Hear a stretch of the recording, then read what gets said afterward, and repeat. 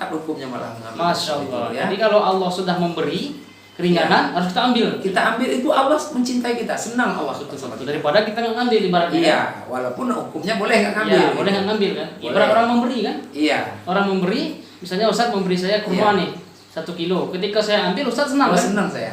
Walaupun kalau saya nggak ngambil, nggak jadi masalah. Iya, apalagi Ustaz Andi ngasih saya kurma misalkan 5 kilo. Betul. Wah, saya lebih senang itu. Masya Allah. Ya. Nah, jadi memang rukhsah ini kalau sebaiknya harus memang diambil Ustaz ya. Alhamdulillah. Assalamualaikum warahmatullahi wabarakatuh. Baikala syarif. Bagaimana cara Malaysia Kuala Lumpur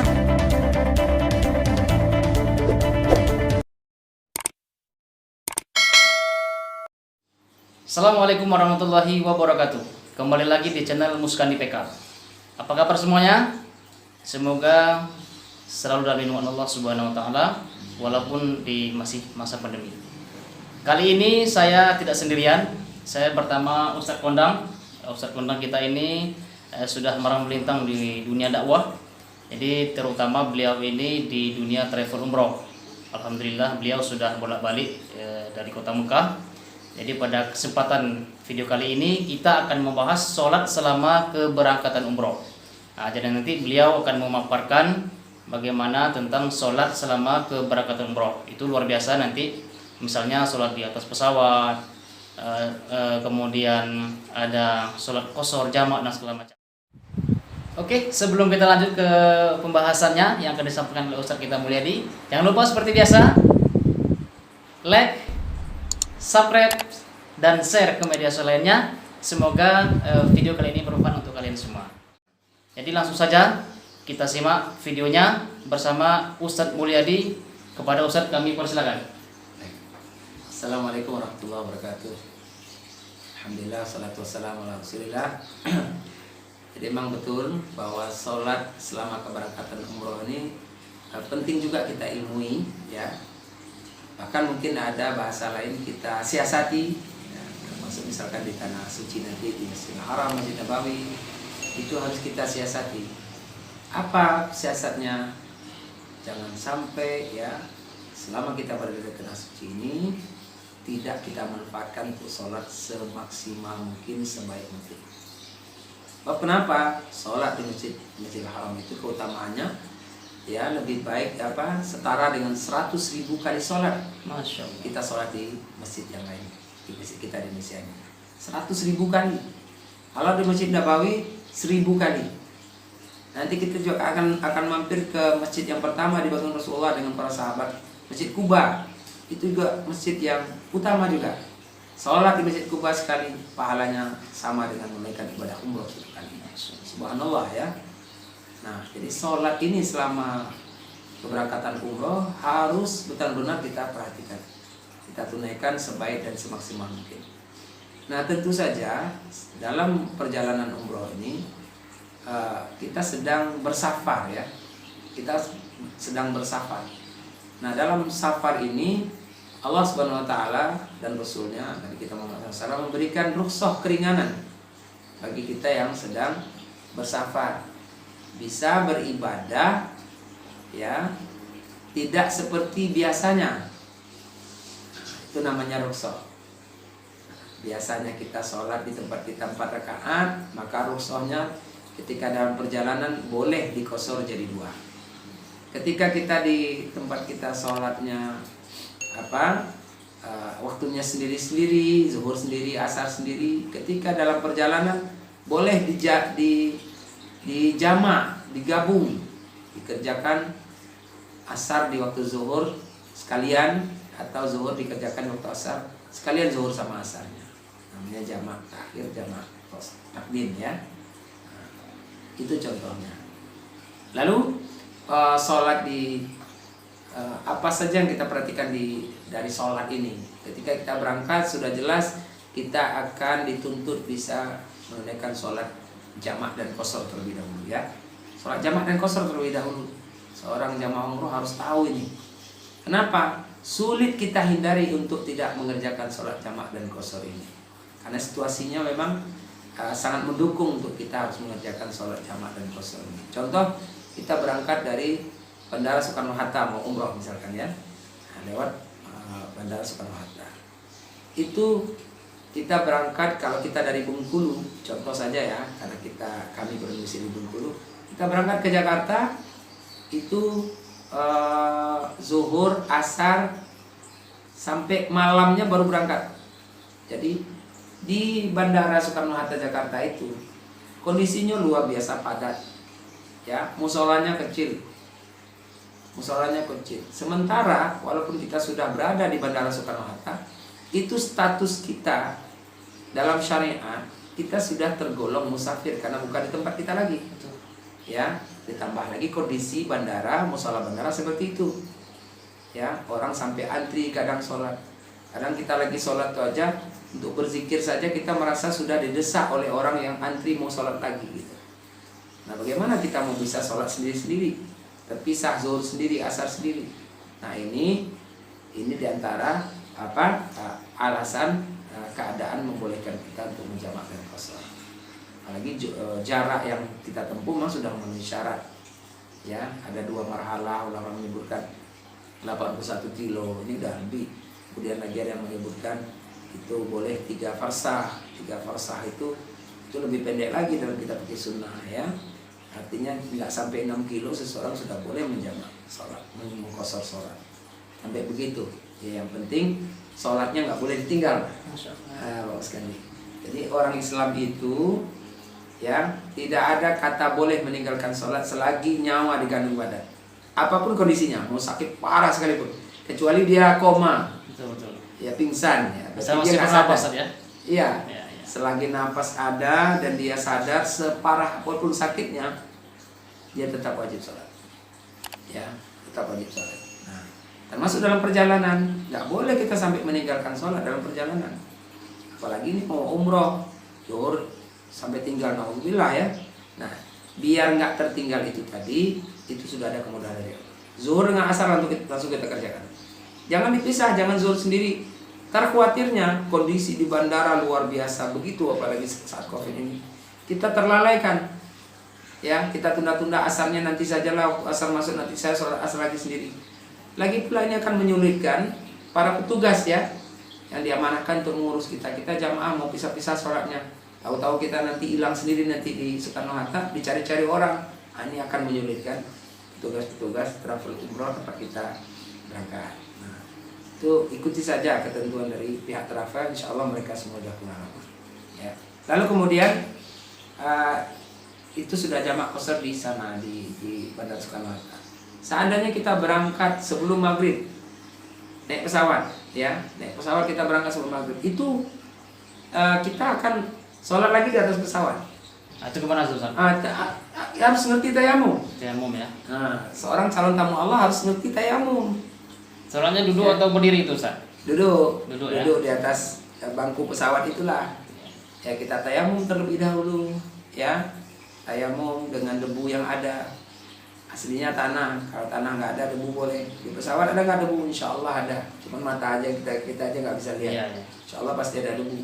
Ya, di bangku depan kita tuh kita beginiin, kemudian kita biar rata debunya, lalu kita usap muka seperti ini, ya, kemudian seperti ini, udah cukup. Batas pergelangan tangan ini sudah cukup. Udah ada pendapat yang kuat. Jadi cukup muka sama pergelangan tangan Ustaz ya? Telapak tangan sama Telapak tangan ya? saja.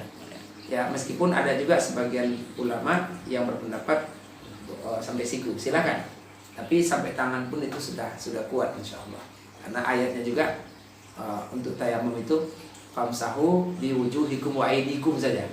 Enggak ada ilal marafiq. Tapi kalau untuk wudu memang ada. Ya. Faksilu wujuhakum wa aydiyakum ilal marafiq. Kalau untuk wudu, untuk tayamum ayatnya enggak sampai menyebutkan ilal marafiq. Nah, hadis juga menguatkan bahwa Nabi pernah tayamum hanya batas pergelangan. Nah, itu setelah itu sudah selesai dan itu cukup 1 kali ya. Enggak seperti wudu harus 3 kali. Kita tayamum itu sudah sah kita untuk sholat. Nah, teknis lain ya berniat sebelum tayamum untuk mengangkat hadas, kemudian baca bismillah, sesudah tayamum baca doa seperti doa sesudah wudu, karena tayamum fungsi mengiwat ya, pengganti daripada wudu. Sudah itu kita sholat dalam posisi duduk itulah, dalam posisi duduk ya, yang bisa kita lakukan gerakan sholat semasa duduk, lakukan. Ya, takbir kan bisa, Allahu Akbar. Ya, lihat ke bawah kan tetap bisa. Ya. Sebenarnya kita lihat ke bawah. Ya, kemudian kita baca bacaan sholat seperti biasa. Ketika ruku, kita bisa ngangkat tangan kayak biasa, Allahu Akbar. Ya, nah ruku ini lebih sedikit daripada sujud. Kalau sujud nanti lebih rendah lagi. Kalau rukunya ya separuh lah daripada Separuh sujud. saja. Ya. Kalau kita sujud begini, nah kalau rukunya segini aja. Allahu Akbar. Nah, ruku kan sami Allahu liman hamidah. Nah, pas sujudnya agak rendah. Allahu Akbar sujud. Nah, seperti itu. Kemudian Nah, itu sholatnya tahiyat. qasar atau jamak, Ustaz? Sholatnya jamak dan qasar langsung. Ya, sholatnya jamak dan qasar langsung. Misalkan isya dan maghrib dengan isya, Iya. langsung di jamak qasar. Jamak qasar langsung ya. Jamak qasar. Ya. Di Oh waktu ya, Isya. ya. Tergantung. Tergantung waktunya ya. Ya, tergantung waktu. Jadi begini, kalau kita menunaikannya nanti sesudah masuknya waktu isya, ya namanya jamak akhir. Kalau kita menunaikannya waktu maghribnya masih ada, berarti jamak takdim. Takdim, ya. Sholat jamak qasar itu. Nah, ini kami ulas sedikit, mungkin di antara kita ada yang belum tahu. Ya. Jamak qasar itu apa? Ya, betul, Tadi betul. tempat disampaikan ya. Jamak itu menggabung dua sholat, dua waktu sholat yang berbeda, dua sholat yang berbeda digabung dikerjakan di salah satunya. Ya, seperti zuhur dikerjakan di waktu asar. Jadi zuhurnya langsung dikerjakan di waktu asar, gabung langsung. Atau asarnya dikerjakan di waktu zuhur, langsung digabung dengan zuhur. Ya. Atau maghrib dengan isya, isya dengan maghrib. Tapi yang bisa dijamak, digabung ini sudah ada ketentuan syariatnya. Cuman zuhur dengan asar, maghrib dengan isya. Berarti subuh nggak boleh, Ustaz ya? Subuh dengan zuhur nggak bisa. Atau asar dengan asar dengan subuh Nggak bisa ya? nggak bisa. Berarti sholat subuh itu tidak bisa dikosor dan dijamak ya? Nggak bisa. Ya, sholat subuh nggak bisa. Termasuk asar ke maghrib ya nggak bisa juga dijamak. Nggak bisa juga dijamak. Intinya berdekatan ya, antara berdekatan. Iya. Zuhur, asar, Iya. isya, maghrib. Ah, Berdekatan. itulah untuk mempermudah kita kan mengingatnya kan. Nah, kemudian kosor ini yaitu meringkas sholat. Sholat tuh ada yang 4 rakaat. Diringkas boleh dikerjakan cuma 2 rakaat. Ini namanya kosor. Ya, sholat 4 rakaat dikerjakan cuma 2 rakaat. Namanya meringkas, dalam bahasa Arab disebut kosor. Kosor. Bahasa syariat kosor. Yang bisa dikosor pun sudah ada ketentuan syariatnya. Yang sholatnya jumlahnya 4 rakaat saja. Selain itu tidak boleh, Ustaz? Tidak boleh. Subuh nggak boleh dikosor. Dia 2 rakaat, masa dikosor lagi? Iya, Jadi 1 iya, rakaat nggak mungkin. Kalau Atau maghrib? maghrib 3 rakaat nggak boleh juga dikosor. Jadi 1,5? Tetap 3. Nggak bisa ya? Nggak bisa. Bisa. Dia tetap 3 rakaat. Iya. Yang boleh dikosor ini yang jumlah sholat itu 4 rakaat. Iya. 3 berarti kan? Zuhur, asar, dan isya. Nah, 3 sholat itu yang jumlah rakaatnya 4. Itu boleh kita kerjakan 2 rakaat saja. Kalau kita kita jamak sekalian, ya berarti zuhur kita kerjakan 2 rakaat, asar kita kerjakan 2 rakaat. Nah, ini ada juga nih Ustaz, pendapat dari mungkin sebagian masyarakat kan. Kalau kita bisa 4, kenapa harus disingkat gitu? Jadi bagaimana ini kedudukan kosor nih ketika dalam perjalanan? Ya, kedudukannya rukhsah ya, keringanan dari Allah. Jadi ada hadis riwayat, hadis termasuk yang makbul lah ya, bukan hadis dhaif. Jadi rukhsah itu adalah sedekah dari Allah kepada hambanya.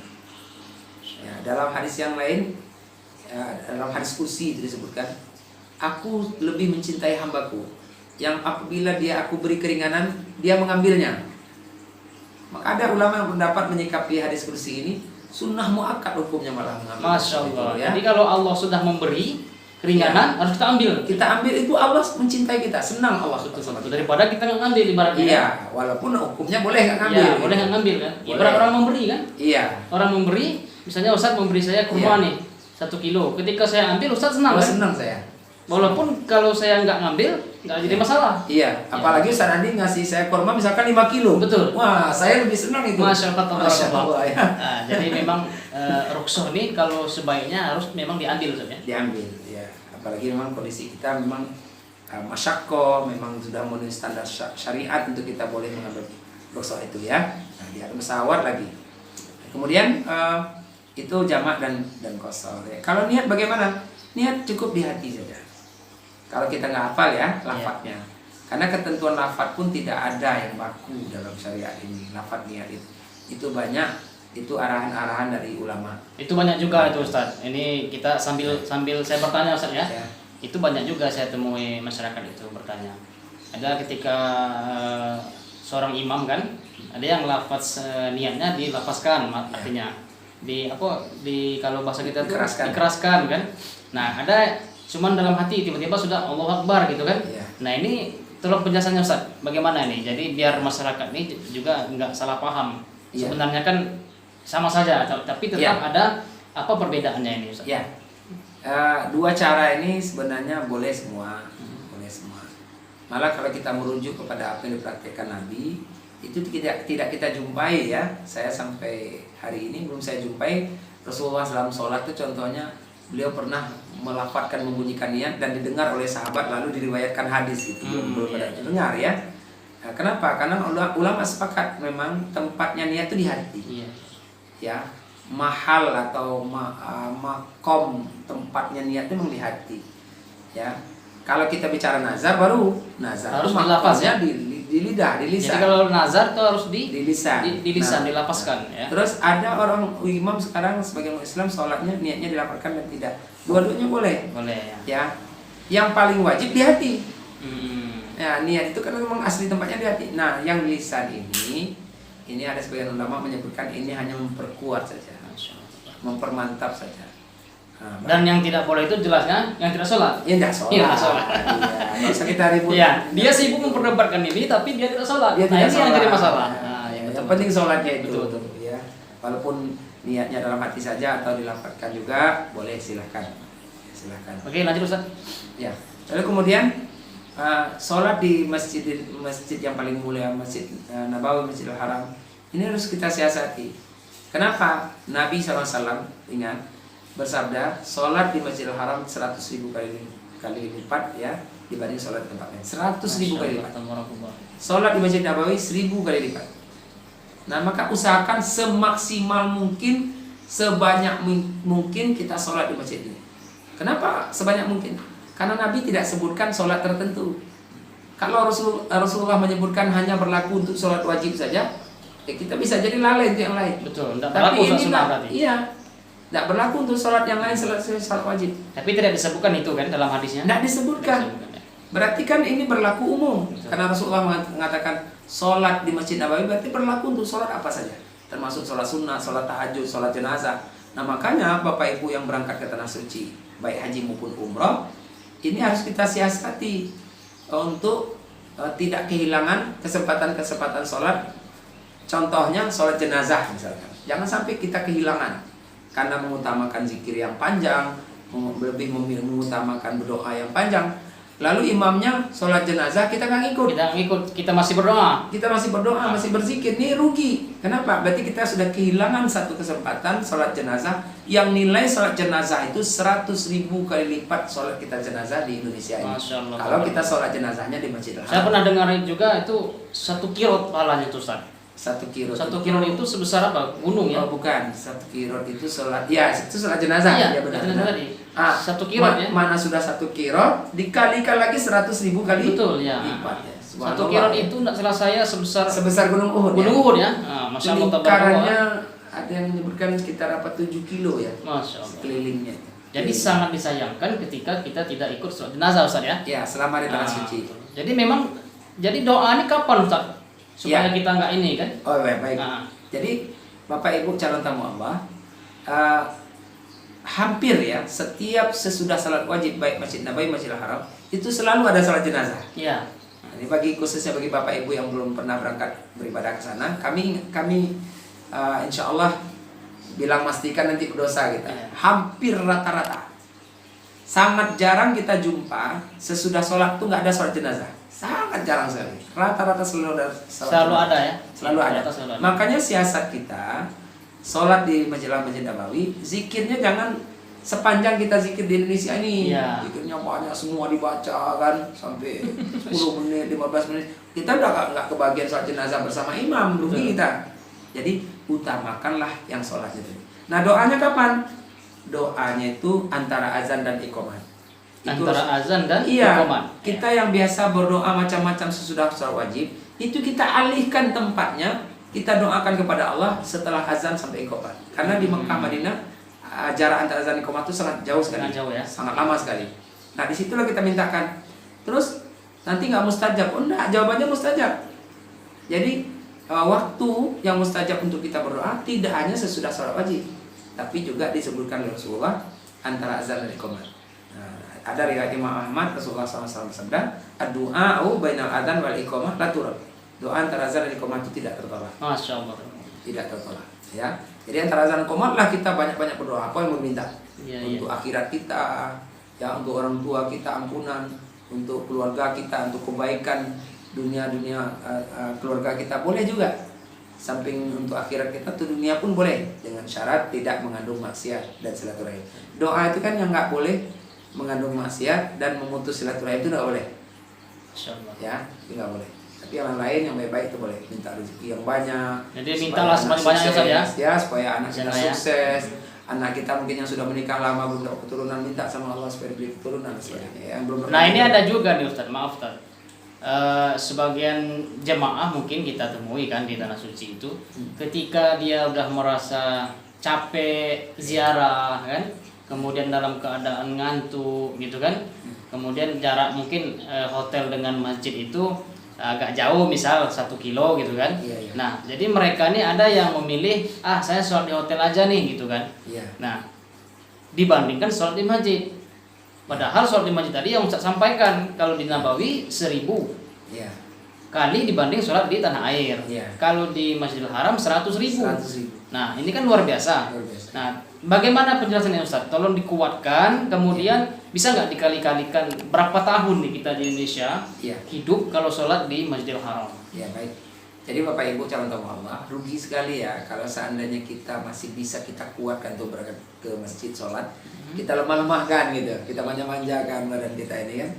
Sementara kesempatan emas ya bisa hadir ke tanah suci ini belum tentu bisa berulang. Betul Ustaz? Iya. Kita sampai ke sana belum tentu lagi ada Allah kasih kesempatan. Siapa tahu pulang dari sana nggak lama ajal kita sampai. Betul. Habis itulah keberangkatan kita ke tanah suci yang terakhir. Ya makanya manfaatkan, jangan kita males-malesin gitu. Iya. Ya jangan udah capek udah di hotel aja lah, padahal dia masih bisa mengusahakan untuk sholat di masjid. Iya. Nah kemudian kecuali betul-betul ya karena sakit betul-betul misalnya nggak kan, kuat, ya. gitu. Allah mah bijaksana lah ya soal itu. Lalu berapa imbangan tahunnya? Ini Bapak Ibu, saya pernah dengar ceramahnya Ustaz Khalid Basalamah, saya pinjam apa yang beliau sampaikan. Itu sholat 5 waktu kita sehari semalam di Masjidil Haram. Dapat 5 waktu sehari semalam ya. Itu imbangannya sama dengan 274 tahun kita sholat di Indonesia. Masya Allah, tabarakallah. 74 tahun. 274 Itu tahun. sehari. Sehari Ustaz ya? Sehari. Hmm. Ya. Nah kalau 4 hari berarti hampir 1100 tahun kita sholat di Indonesia. Bagaimana yang umrohnya 10 sampai 12 hari Ustaz? Nah itu tinggal Berarti, dikalikan. iya, bisa sampai 3000 tahun ya? Iya. Diibaratkan ini, Iya. ibaratnya. Bagaimana dengan saudara kita yang umroh, misalkan yang sebulan Ramadan? Nah, Masya Allah, Masya barakallah. Allah. Jadi memang kalau kita sudah sampai tanah suci itu, uang puluhan juta itu tak berarti lagi. Tidak Ustaz. ada artinya. 30 juta, 40 juta untuk Iya. biaya umroh itu sangat kecil sekali Ustaz ya. Iya. Kalau sebelum berangkat memang berat kan? Ya, Ya makanya orang-orang kita di Indonesia ini memang sebagian itu butuh puluhan tahun untuk mengumpulkan uang untuk Ya. menuju tanah suci. Ya. Nah sangat disayangkan sudah sampai tidak dimaksimalkan Ustaz ya. Ya. Sangat disayangkan. Jadi Sangat disayangkan. berharapnya memang ketika kita sudah di sana benar-benar dimaksimalkan. maksimalkan terutama untuk sholat ini. Ya, sholat semuanya kerjakan. Sholat tahajud, sholat duha, sholat yang nggak biasa kita lakukan, sholat kerjakan. Sholat taubat, sholat apa? Ada yang mau melaksanakan sholat tasbih nggak apa-apa. Sholat hajat juga Ustaz Ya, ya. sholat hajat, Nah. ya, sholat tahajud tuh kalau bisa jangan tinggal. Sholat hajat Ustaz ya. Ya, karena di Mekah Madinah itu Bapak Ibu itu sangat ringan kita bangun pagi itu, Masya Allah. sangat ringan. Jadi Jam 2, matangan jam itu 3. agak kurang nampaknya Oh, Ustaz ya. beda sama di sini. Beda ya. Itulah berkahnya tanah suci itu. Iya. Nggak kerasa capek. Kalau di sini kan kita bangun tuh kayak ada batu yang mengikat badan kita berapa kilo. Sebentar sudah ngantuk kan? Iya. Kalau di sana nggak Kalau terasa di sana ngantuk ya? enggak. Masya Allah tuh Masya Allah, itu berkahnya tanah suci itu. Nah, memang luar biasa Ustadz kita ini. Beliau ini udah berapa kali ya berangkat, nggak terhitung lagi. Jadi ya bagi jamaah mungkin yang ingin konsultasi sama beliau, boleh nanti mau berangkatan. Ini kan masih masa pandemi nih. Bagaimana umroh gitu kan? Nah, silakan hubungi beliau di nomor bawah ini ya. Nanti hubungi beliau. Nah, jadi nanti bisa khusus sama beliau, kapan bisa umroh kembali, kemudian berapa dananya, berapa hari dan segala macam, langsung konsultasi sama beliau ini. Jadi Ustadz, saya juga pernah dengar ini di Madinah kalau tidak saya ada Masjid Quba. Ya. Itu pertama dibangun oleh Rasulullah SAW. Nah itu saya pernah dengar sekali sholat di sana itu pahalanya sama dengan 1 kali umroh. Itu apa benar Ustadz? Bagaimana? Benar, hadisnya sahih. Jadi sholat sekali di Masjid Quba itu pahalanya sama dengan umroh 1 kali. Maka rugi juga kalau kita pergi ke Masjid Quba kita nggak sholat di sana. Betul. Ya, kita pergi ke sana sholat tahiyatul masjid, sholat duha. Kalau kita mau perginya pagi, sholat duha. Ya, kalau memang bertepatan dengan sholat wajib, kita sholat wajib. Berarti kalau 5 kali kita sholat di sana, 5 kali umroh pahalanya saja. Insya Allah. Masya Allah, tabarakallah. Berarti memang kalau kita bicara pahala pergi ke tanah suci ini, ketika kita bawa pulang ke tanah air itu udah segunung Ustaz ya. Iya. Tidak bisa dibayangkan pahala itu. Iya. Tapi bukan dalam artian ketika pulang tidak melaksanakan ibadah lagi. Tidak sholat lagi, Justru, salah itu. ya, justru orang bertakwa itu semakin Semakin taat, semakin taat ya. Ketika dia pulang dia semakin taat. Semakin rindu ke masjid. Semakin rindu ya. Iya. Semakin rindu. Masya Jadi Allah. orang yang tadinya sebelum berangkat ke tanah suci agak jarang ke masjid, setelah dia ke tanah suci rajin ke masjid terus, itu idealnya setelah dia pulang dari umroh ya dia semakin rindu ke masjid. Paling tidak dia lebih rajin dari sebelum berangkat umroh. Jadi itu Ustaz ya, memang sholat dalam perjalanan ibadah umroh ini banyak sekali macamnya Bapak Ibu. Jadi mulai dari kita berangkat tadi gitu kan, di atas pesawat, kemudian di Masjid Nabawi, Masjidil Haram, kemudian Masjid Quba dan tempat-tempat lain lah di tanah suci seperti di Raudhah gitu kan, kemudian kalau di Masjidil Haram itu di depan Ka'bah gitu kan, di depan makam Ibrahim. Itu luar biasa. Makanya memang ibadah sholat ini diutamakan sekali ketika kita melaksanakan ibadah umroh. Jadi umroh itu bukan hanya sekedar jalan-jalan, bukan hanya sekedar wisata religi, tapi inti di sini ibadahnya yang kita ambil. Karena salah satu nikmat ketika kita beribadah itu sholat di Masjidil Haram. Kalau ada salah satu ulama juga yang sangat terkenal dan populer di Bengkulu ini, itu ada Ki Haji Muhammad Samlan. Itu favoritnya tuh sholat tahajud di atas lantai Masjidil Haram. teratas di Masjidil Haram. Jadi beliau ini sangat favorit mengajak jemaah sholat di sana. Karena luar biasa. Jadi beratapkan langit kata beliau. Nah, jadi mudah-mudahan Bapak Ibu yang menonton video ini kita doakan yang belum berangkat segera berangkat walaupun di masa pandemi ini kan. Mudah-mudahan di akhir 2021 masuk 2022 itu umroh sudah kembali normal. Nah, bagi yang sudah berangkat dan rindu, kami yakin itu pasti ya Ustaz ya. Pasti rindu. Termasuk Ustaz nih walaupun berkali-kali pengen umroh terus Ustaz. Pengen terus. Ya, jadi kami doakan juga semoga Allah segerakan berangkat lagi untuk menuju Baitullah. Oke, terima kasih. Itulah tadi pembahasan mengenai sholat selama keberangkatan umroh yang disampaikan oleh Ustaz kita, Ustaz Mulyadi. Terima kasih banyak Ustaz telah memberikan ilmunya kepada kita. Bagi kalian yang suka dengan video ini silahkan share. Jangan lupa like, subscribe dan komen di bawah ini. Bila ada pertanyaan dan masukan, nanti insya Allah kita akan teruskan kepada Ustaz kita, Ustaz Mulyadi, dan akan kita bantu jawab semaksimal mungkin. Terima kasih. Assalamualaikum warahmatullahi wabarakatuh.